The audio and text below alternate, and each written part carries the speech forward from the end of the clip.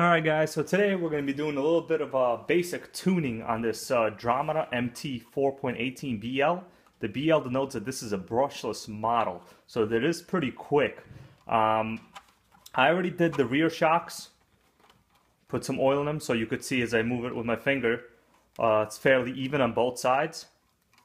Just take a look, and in the front, it's instant. Basically very low shock oil right now, probably only half from the factory. This one's a little different, but as I put it down, just take a look at the way it rebounds. So you could tell the back takes a little bit more time. The front is just too low. It's basically the chassis is on the floor. So what we're going to do is we're going to put in some of this associated 80 weight shock oil. I basically use this on most of my RCs. It's a good overall compound. It's not too thick. It's not too liquid. So it's pretty good. I'm not even going to drain the old fluid in there. I'm just going to refill whatever's left, and we're going to go from there. Alright, so here we go. I already took the body pins off to make this a little faster. Just another short, demo. As I press down the chassis, you could tell how the back rebounds. That's the way it should be. The front is too fast, and it stays low. It's not where you want it to be. And there's already preload in there, so we're not going to add any more at this point. We might put in a little one later. So first thing you got to do is obviously unscrew the actual shocks themselves. We're going to use this wrench right here. This was included in basically every Traxxas I've ever purchased. I don't particularly know the size. I think it's a 2mm. But basically just unscrew the hex screw. We're going to do that. Take out the hardware that's in the shock. Make sure you keep an eye on the way it's assembled. This particular case, we have this little adapter and the actual screw with the washer. So we're going to put it together. I'm just going to put it to the side. This way we don't really risk losing anything. Unscrew the other one. It's basically the same exact procedure. We just want to take the shocks off for now. And I'm going to show you guys a little hint on how to check the rest of the suspension for binding. So let's put all this together. So as you could tell, the shocks are a little tight as I'm moving it with my hand. It's very tight. It's supposed to be free. So there's not supposed to be any type of binding in this point right here. So for now, we're just going to bend it back, and it'll basically pop off on its own. Do the same thing to the other one. Now, for now, let's also check the fact that the suspension arms don't bind a lot. So they're fairly free. This is what you want to see. You want to see a full range of motion in the arms. That way you know that all these mounting positions are okay. They're not too tight. Alright, so we know for a fact that the bottom points are too small. So you could fix that. You could put some oil in it. You could also take a screwdriver, grind out some of it. That's probably what I'm going to wind up doing. I don't know if I'm going to do this in this video. For now, we're just going to see the way this is. So notice the way the shock rebounds very fast. Let's see this one. Same thing. Alright, so let's disconnect the actual spring. Put all your stuff to the side. And we're going to do the same to the other one. Basically just pops out like so from the shock shaft. Alright, so the next thing I like to do is to see the way the compression is on the actual shock. So notice this doesn't come out at all. That's not what you want to see. You want to see a slight little pull out like this from the actual oil pressure that's built up inside. So we know for a fact this is low. Let's try the other one. It's the same story. So very low. So what I'm going to do now, I'm basically going to just unscrew the top shock cap. We'll see if we could do this with my fingers. If not, we'll just use some pliers. So I'm going to hold the actual shock body with my fingers as much as I can and take something flat to insert on the top and basically just unscrew the cap. Alright, so it came off fairly easy. So we don't need to ruin the shock bodies with anything. So there's a nice little rubber, I forgot what these things are called, rubber bladder in here. So that's what you want to see. In terms of the shock oil, I don't know if you guys could see, it's basically missing, I would say, about 1/4 of an inch down. So it's missing about, maybe 15%, 20% of the actual volume. So I'm just going to fill it up as much as I can. Not all the way to the top because you have to compensate for the bladder that's already in there. So I'm going to fill it up like this, let's say. Cycle the actual piston up and down a couple times to get rid of the excess air bubbles. Now, of course, there's already air bubbles in here. That's unescapable. But you will equalize the oil a little bit. Alright, so fill it up where you feel comfortable. This takes a couple times to really get a hang of where you should fill it up to and where you should stop. I usually stop about 1.5 millimeters before it overflows. So we're going to do the same thing in reverse. We're going to tighten it. We'll just hand tighten it because that's how it was before. It didn't seem to be leaking. So now we're going to do a compression test. So you can see as I filled it up, now the shock rebounds the way it should rebound. That means there's ample air pressure, or oil, rather I should say oil pressure in there. And we're just basically going to put it back together and do the same thing to the other side. So put back the springs and connect the bottom portion of the shock right here.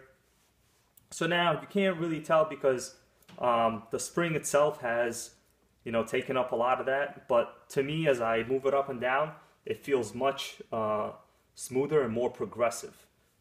So let's do the same thing to the other one. And this process is basically the same on every RC I've ever had. So it's really nothing spectacular there. So here I'm missing almost the same amount of oil. And you can see a good amount of air bubbles on the top. I'm just going to fill it up also again the same way as I did before. Alright, I'm going to level it off. I'm going to cycle the piston back and forth. Alright, so as I did this, I could see a large air bubble came up. And now I'm going to fill it up again. Basically, it's as if where I started before. Alright, a little more, one more drop. And in these small shocks, a drop or two could really make a difference. So if you think you're a little too hot, just take a little piece of some kind of paper towel and take some out if you think you overflowed it, because you really want it to be even with the one that you already filled before. Alright, so let's tighten it. We'll do the same process.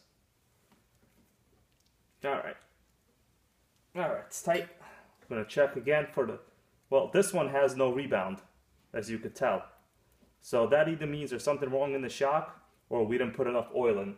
So we're going to have to redo this part again, basically, from scratch, and see where the oil level is. So it's a little low, so maybe there was a couple more air bubbles. Nothing seemed to have leaked out. So I'll just put in a couple more drops. That seems to be fine. Alright, and we're going to do this again. So this is kind of a trial and error type of thing. Every shock has, especially on different scales. This is an 18 scale. So here the shock volume is minimal. Alright, so now actually it's coming out too much. And I actually feel the way I compress with my finger, it's too tight. So we're going to take out some of the oil at this point. And we're going to do the same process basically. I'm just going to take this little paper towel and take out like a drop. A drop really makes a big deal here. Of course, on larger 10th or 8th scale shocks, it's not such a relevant issue. Alright, so let's try it again. Alright, so it comes out not as much as I wanted it to. But for now, you know what, I'm just going to add maybe one more. Half a drop. As you could tell, every shock is also a little bit unique in the way the rubber seals and everything else in there. So you really could have come up with a situation like I'm having here, where it takes multiple attempts. Alright, let's try this. Alright, so this is basically matching the rate of the pressure that I had on the first shock that I assembled. So now I'm pretty content with this. Everything's tight. I'm just going to basically wipe off the excess oil that I had going here.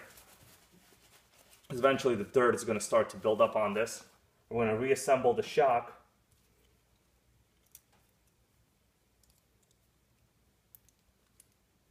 Here we go, shock's assembled, and just test it out. To me it feels about the same. so I'm just going to leave it at this point. And now we're going to put it back in the car. Basically the same reverse process. You're going to put on the bottom portion here. You should take some pliers and pop it in, unless you're strong enough to do it with your hands, which a lot of times you can, but in this case you can't. Alright, so inconvenient here. Alright, sorry for the view, guys. Let me just pop it in, then we'll get back to assembly. Alright, so you know what? The bottom portions are just too tight. Let's see. Okay, well it went in, but still having a hard time moving around, so that's not really great. But for now, we're just going to do this little mod, and the rest, if I get around to it, we'll do in a follow-up video.